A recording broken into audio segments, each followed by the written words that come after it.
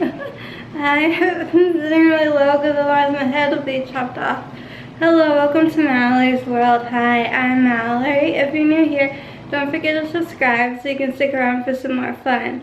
Today I want to show you something. It's a video I just watched on Facebook.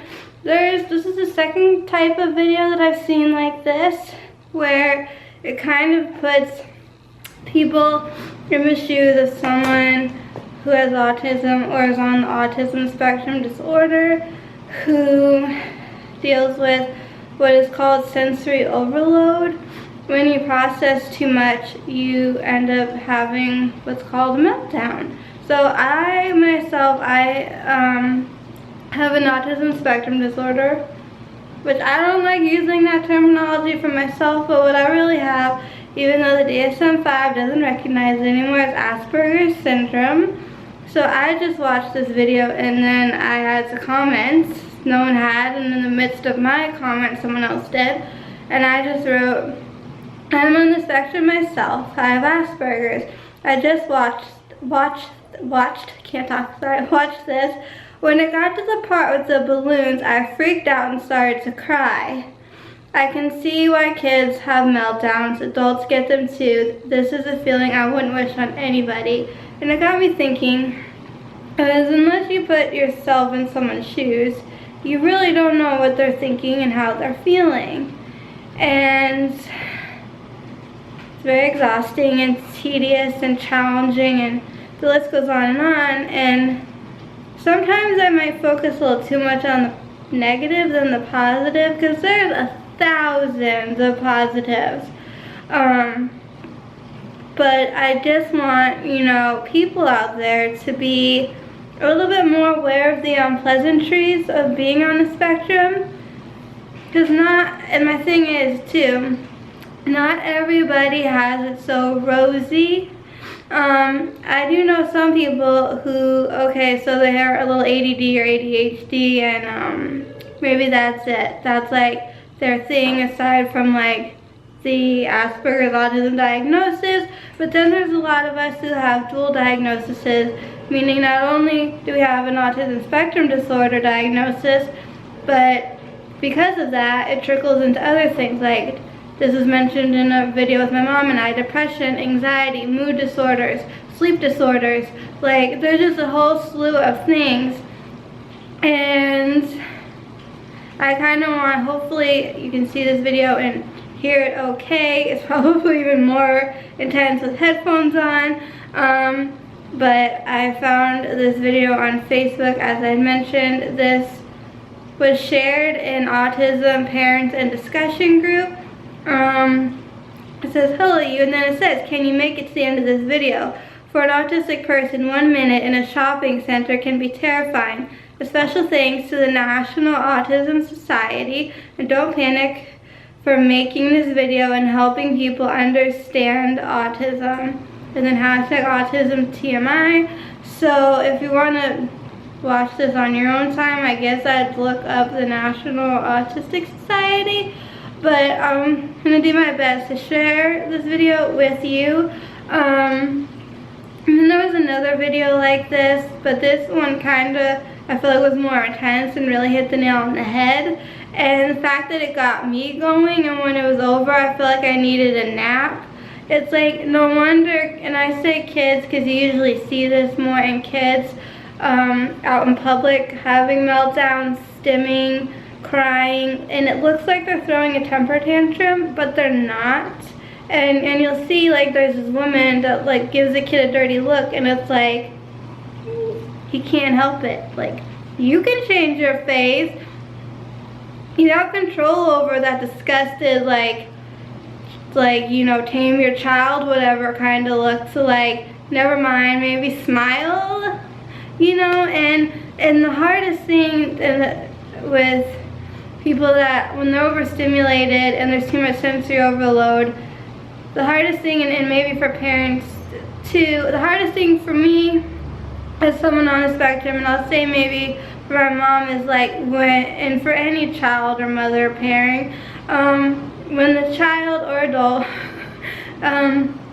is having a really, really hard time, any kid, the it's just natural instinct for the mother to comfort and soothe the child, kiss the kid, hug him or her, just in any way show some sort of affection. Where for people like us, or me, I mean, I don't really want to speak for everyone, but for me, like, that is a no. If you touch me, if you talk to me, if you do anything, like, it's just gonna make things worse. And so my mom, through trial and error, like, she knows now if I'm in a mood, just leave me alone. Let me have some time to myself, quiet, solitude. The only thing I'll be around that's living is my cat. Until I can, like, regroup, refocus, recharge, whatever I need to do. So without further ado, let's get into this video. Because clearly when you see this child, you immediately want to comfort him and be like, it's gonna be okay, and like hug him, pat him on the shoulder, when really, I just don't, oh my god, the thought of someone doing that to me in a situation like this wouldn't bode well for me. And I'm sure a lot of people, and don't like quote me on everyone. You know, if you really want to know more about autism, talk to an autistic person. They can tell you their personal point of view on everything. Everyone's different. Their stories, their experiences, how they feel on being on the spectrum, and a whole slew of things. So let's jump in. Let's see if I can get this going for you guys.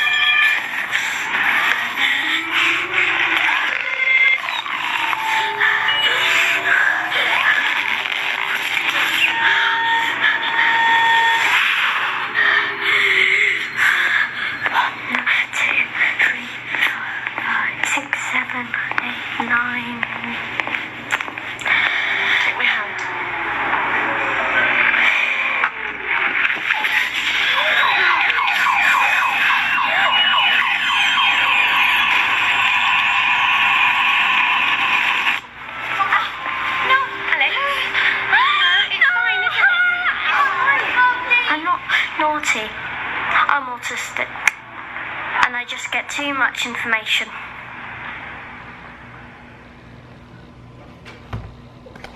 Like, gets me every time, stuff like this, which I honestly find funny because... Now you're here. Oh, have shoot. it all. Sorry. Head & Shoulders Nourishing Care has ingredients inspired by... Sophia and her Head and Shoulders, so I have to wait. No, and it gets me every time, and I'm just like, but I live this. It's like, I'm not just an outsider looking in on autism and Asperger's. I have Asperger's, and seeing things like this, honestly, it just gets to me, and I just feel for these kids, and I just wish myself and anyone else who's struggling as much as I am, if not more or less, on any level, should not have to go through this on a daily basis, and should not have to struggle, and should not have to suffer. Life should be a lot easier than it is, at least for me. As my mom said in a video that we did together when she went to a conference featuring Dr. Tony Atwood, and at the end of it all, he said the best possible outcome is a happy, unconventional life. And my mom was kind of like, what is that? So, the analogies I tend to use are, most people, and like my peers and everything, you know, they're driving on the highway, they're taking the fast tracks, graduate high school, go to college, get a boyfriend, get a job, get married, have kids, like your typical, normal things people do, like, no, not for me per se, all of that. Some of it, yes, but it's going to happen in my time, in my way, and when I'm ready. So, well, they're all just zooming by. I feel like I'm taking the back roads. And I always say, like, it doesn't mean I'm not going to get there. You take the highway, I take the back roads, point A to point B. We're both gonna end up at the same destination. I'm just taking the back roads. I'm on the scenic route, and I'm enjoying the view along the way. At some point, I'll reach my goals and dreams. I'm working very hard at them every day, and I just continually want to bring awareness to certain things about autism, and hope that people can have acceptance towards others. Because if you're someone who isn't that educated, or you know someone who isn't that educated, I could see why someone might look at a screaming kid having a fit on the floor and think, oh my God, why isn't the mother doing anything? When probably the mother's been up all night, you know, had very little bit of sleep because the kid was fussy or whatever, and the mom's at her wit's end, and probably herself wants to just drop on the floor and cry. And as my mom put it in another video, she says like a co-depression. Like when my trains fall off the tracks, hers, you know, it does too. And there was a therapist that I was seeing my senior year of high school, and she said something that stuck with me, and that is that a mother is as happy as her saddest child. And that got me thinking, wow, my mother must be pretty darn depressed, because it's very rare that like I'm in a really good mood and I'm like consistently happy for like a good chunk of time. Usually something knocks me around, and when I get knocked around and then I'm not myself, then she gets upset and worries about me. Totally understandable. So just like everyone, you know, is fighting a battle, and we don't always know what it is. So just be kind to others, be kind to yourself. You know, so all just be humble and kind and love one another, and know that we all pretty much all cut from the same cloth. And I also want to say, this is another quote. I don't know exactly if it's anonymous or who said it, but it's if someone could use a friend, be one.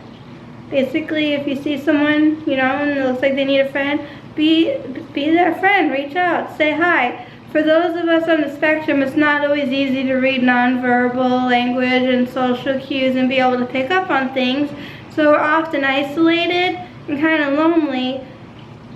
But that doesn't mean we don't want to talk to you. We just might not know how to approach you. So if you see someone and they're by themselves, they look a little down, go over, say hey, see what's up. If they want company, maybe they'll find a way to tell you. If not, I'm sure they'll let you know, or you can figure it out for yourself. Because if you're someone who's not on the spectrum, all these social innuendos or whatever that are very tricky for us to pick up on might be easier for you, so you might get the hint more than us. So with all that being said, if you have any comments or questions, feel free to leave those down below. And while you're down there, don't forget to check the description box, find me on social media. I'm pretty much everywhere. Come say hey. And please be sure to like this video, give it a big old thumbs up, and feel free to share with any of my videos with anyone that you want if you think it's going to be helpful.